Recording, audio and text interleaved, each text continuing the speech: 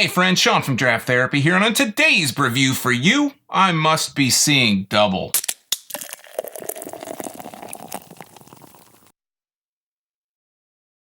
Double Trouble is a 9.4% double IPA from Founders Brewing Company in Grand Rapids, Michigan. Double Trouble's been taking a bit of a break, but now this scary-faced guy is back, and if you flip him over, he brought his friend along for the ride too. This is the first time since 2014 that it's been released, and I didn't get a chance to try it that go-around, but today it's here, and I'm gonna try this beer. But first, the label. So, like I said before, this it's pretty cool. It's one of my favorite from Founders. It's really kind of unsettling to me. If you look at it one way, it's got it's a guy looking at you, and he's got this mustache, but if you flip it over, it's got another dude looking at you, and he doesn't have a mustache, and it just kind of creeps me out. But it says Double Trouble on the front here. On the back, it has a really quick, simple description. An Imperial IPA that was brewed to turn your world upside down. Hops will get you coming and going. Pungent aromatics up front pair with a malt-balanced backbone and a smooth, bitter finish. This one in particular was bottled on 5/17/18. May 17th, which at the time of this recording was just about 2 weeks ago. This just hit shelves a couple days back, and I'm glad I was able to pick it up. Like I said, I didn't get a chance to try it the first go around, and this one has the black Founders bottle cap that is on some of their limited stuff. This one is a limited release. It's 86 IBUs as it says on the back here, but let's crack it open. All right. And it says it says brewed for us, like all the Founders caps do. And I'm going to give it a smell out of the neck here. Not getting a whole lot of scent right out of the neck of the bottle, but let's pour it.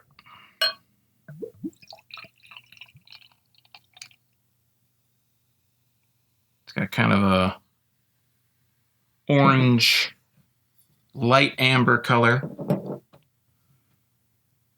Nice carbonation, nice head, about a finger's worth of head. Bubbles are somewhat compact, a little bit soapy, but not too much. Very clear, not hazy at all. The only haze that I might see on this is glass might be a little tiny bit dirty, but there's some nice streams of carbonation coming up to the top here. Let's give it a smell. It is pretty pungent. It's got a pungent kind of hoppy scent to it. But I don't have a whole lot of smell coming out of here. Yeah, I'm just not getting a whole lot of scent, but I'm going to go ahead and give it a taste. Cheers.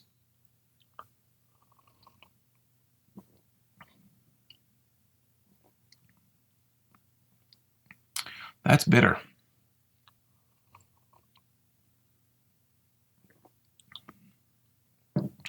So mouthfeel is a little bit on the thicker side. It's not like it's definitely not a light mouthfeel. It's not medium. It's a little bit on the thicker. It's a little close to syrupy, on the borderline of being kind of syrupy. This is very bitter. Up front, there's a tiny bit of bitterness. I'm trying to pick up what kind of bitterness it is, though.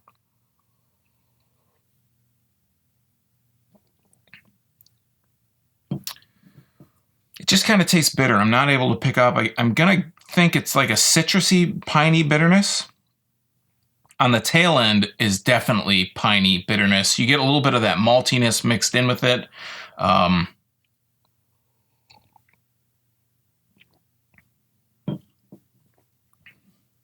It does have a really slight boozy quality on the very tail end.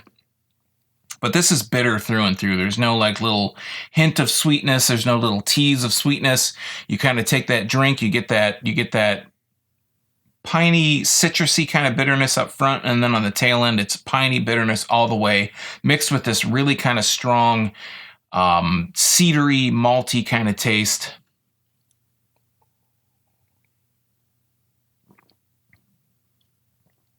And I feel like I do pick up on the 9.4%. I don't think it's like it's not one of those beers that you drink and you say, wow, that really hides that 9.4% or that 10% close enough, give or take, really well. it's there. It doesn't, it's not trying to hide itself. It's it's upfront. It's not trying to be something it's not. It's definitely a bitter. If you're into bitter West Coast IPAs, this one's for you. It hits you coming and going, but it mixes in that little bit of the Midwest kind of style with the maltiness. It's in there.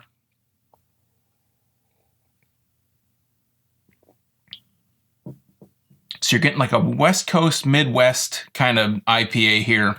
Like I said, you get that bitterness, you get those strong, hoppy, piney notes, but you're also getting a little bit of that maltiness on the tail end, and you're getting that citrus and a little bit of piney bitterness up front. So it's an IPA. This is an IPA lover's drink through and through. If you know somebody that's really into bitter IPAs, they really want those chewy IPAs, I think Double Trouble fits the bill perfectly. That's not personally what I'm usually after. I'm not a huge fan of West Coast IPAs, but I can see where someone would really appreciate this. It is definitely a West Coast IPA lover's dream mixed with that Midwest as well.